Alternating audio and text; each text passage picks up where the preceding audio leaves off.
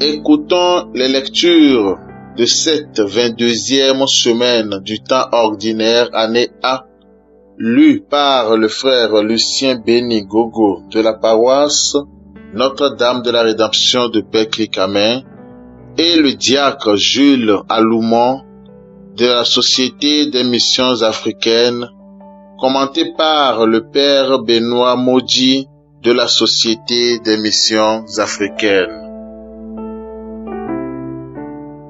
Première lecture. Lecture de la première lettre de Saint Paul apôtre aux Thessaloniciens. Au chapitre 5, les versets 1 à 6 et 9 à 11. Pour ce qui est des temps et des moments de la venue du Seigneur, vous n'avez pas besoin, frères, que je vous en parle dans ma lettre. Vous savez très bien que le jour du Seigneur vient comme un voleur dans la nuit.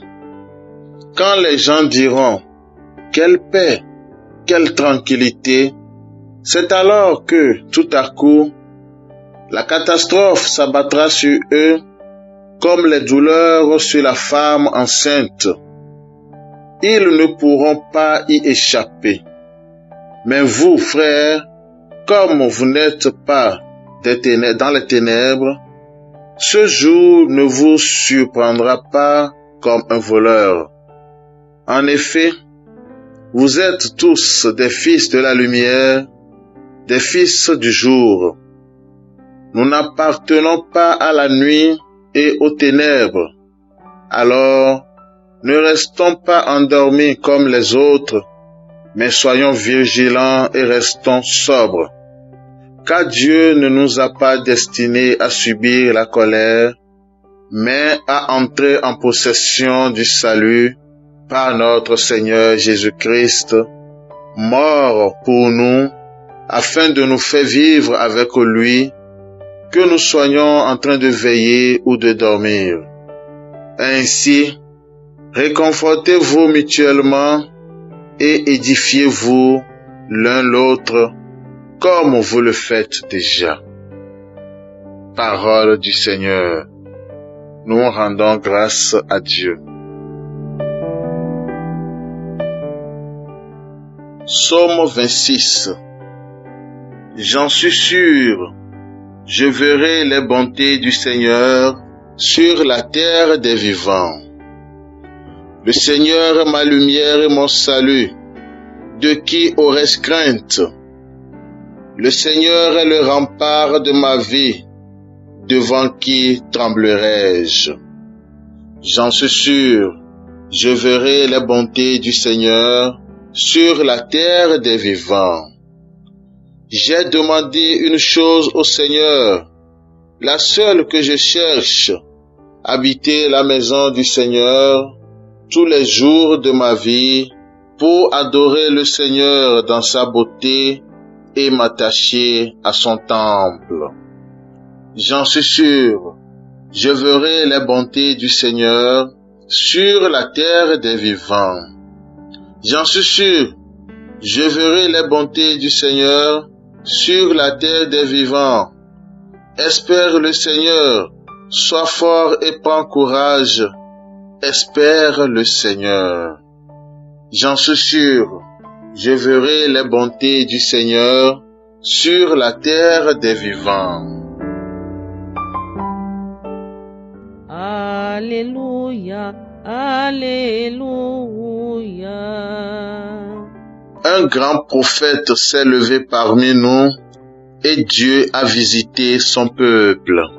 Alléluia, Alléluia.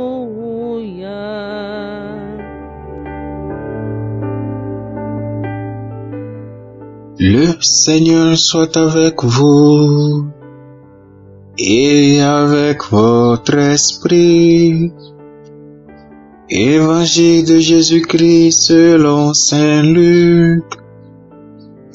Gloire à toi, Seigneur. En ce temps-là, Jésus descendit à Capernaum, ville de Galilée, et il y enseignait le jour du sabbat. On était frappé par son enseignement, car sa parole était pleine d'autorité. Or, il y avait dans la synagogue un homme possédé par l'esprit d'un démon impur qui se mit à crier d'une voix forte. « Ah, que nous veux-tu, Jésus de Nazareth? Es-tu venu pour nous perdre? Je sais qui tu es. Tu es le Saint de Dieu. » Jésus le menaça. « Silence, sors de cet homme. » Alors, le démon projeta l'homme en plein milieu et sortit de lui sans lui faire aucun mal. Tous furent saisis d'effroi et ils se disaient entre eux: « Quelle est cette parole? » Il commande avec autorité et puissance aux esprits impurs et ils sortent. Et la réputation de Jésus se propageait dans toute la région. Acclamons la parole de Dieu. Louange à toi, Seigneur Jésus.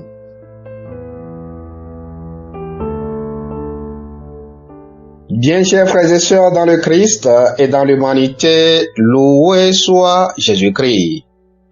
Ma réflexion d'aujourd'hui est intitulée « Reconnaître la présence du Christ dans nos vies et être prêt à collaborer avec sa grâce ».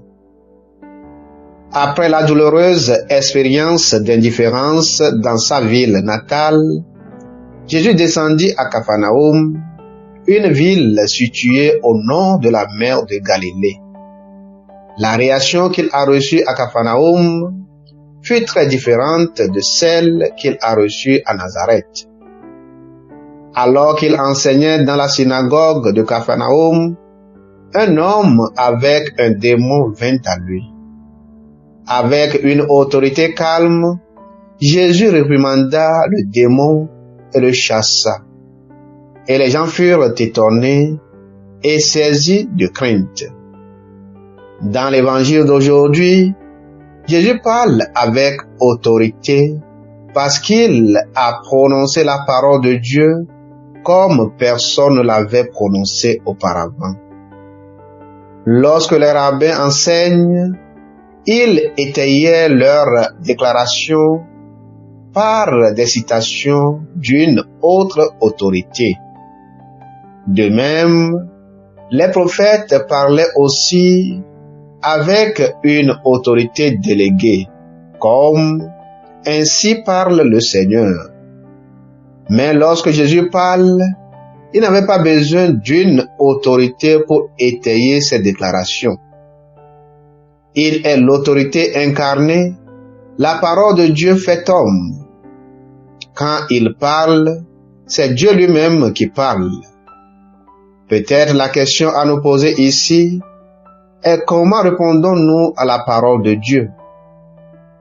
L'écoutons-nous avec une soumission sélective ou avec le plein assentiment de foi et d'obéissance?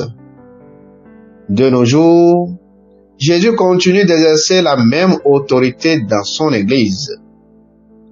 Il veut exercer cette autorité dans ta vie par amour. Veux-tu que Jésus agisse dans ta vie avec son autorité et sa puissance?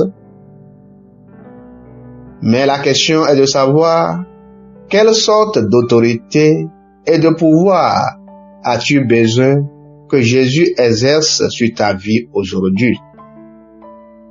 Malheureusement, nombreux sommes-nous qui avons parfois l'impression que notre vie est hors de contrôle.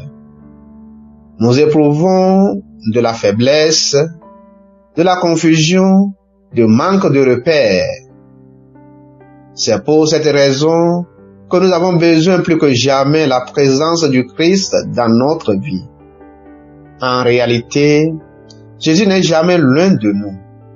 Il est toujours présent dans notre vie.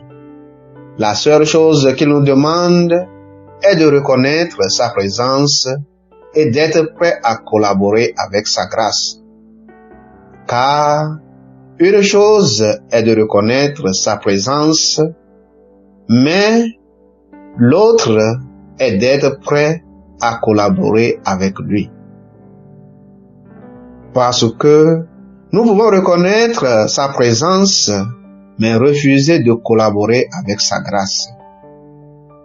Alors, sommes-nous prêts à reconnaître la présence du Christ et à collaborer avec sa grâce? Ou qu'est-ce qui nous empêche à nous laisser saisir par le Christ, prendre contrôle sur notre vie? Que le Seigneur nous aide dans cette démarche de foi. Amen.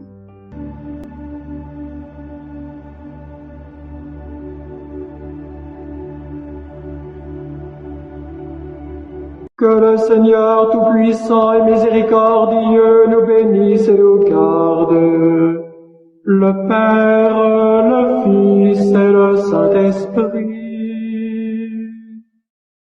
Amen. Bénissons le Seigneur. Nous rendons grâce à Dieu. Suivez désormais sur vos smartphones et ordinateurs toutes les actualités de l'Église catholique en Afrique et dans le monde entier sur SMA Togo TV. Le Samaritain aujourd'hui, on ne l'a pas, mais c'est nous qui sommes les Samaritains. Nous devons suivre l'exemple de Jésus sur cette terre. C'est l'écoute de la parole, l'opportunité d'être en communion avec le Christ. SMA Togo TV est accessible 24 heures sur 24 en direct sur le www.smatogo.tv, YouTube SMA Togo TV, Facebook SMA Togo TV. Téléchargez l'application SMA Togo TV dans Play Store. Foi, éducation, santé, société, développement, entrepreneuriat, humour et sport, tout est passé au peigne fin sur votre web TV. SMA Togo TV, la première chaîne missionnaire.